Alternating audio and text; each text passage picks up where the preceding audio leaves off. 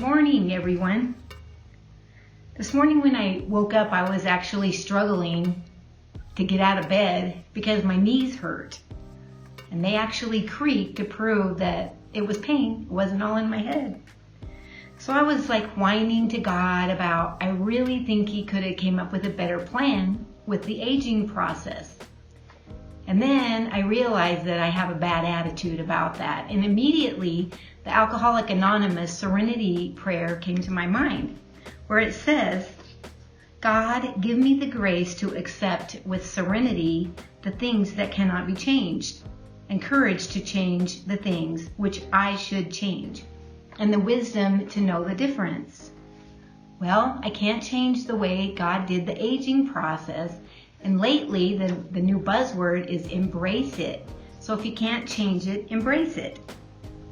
And then right away my head went right on to the COVID virus, where it's kind of the same. We can't change it. How do we embrace it? So I was reading this week something that really impacted my life, and I decided to share that with you.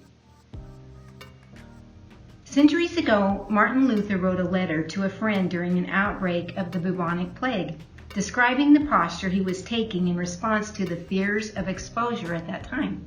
It was a both and posture of action and trust, as relevant to us today as it was then. God is sovereign, and we have a part to play too. Both and. Be watchful and pray. Martin Luther wrote, Therefore, I shall ask God mercifully to protect us. Then I shall fumigate, help purify the air, administer medicine, and take it. I shall avoid places and persons where my presence is not needed in order not to become contaminated and thus, perchance, infect and pollute others, and so cause their death as a result of my negligence. If God should wish to take me, He will surely find me, and I have done what He has expected of me. And so I am not responsible for either my own death or the death of others.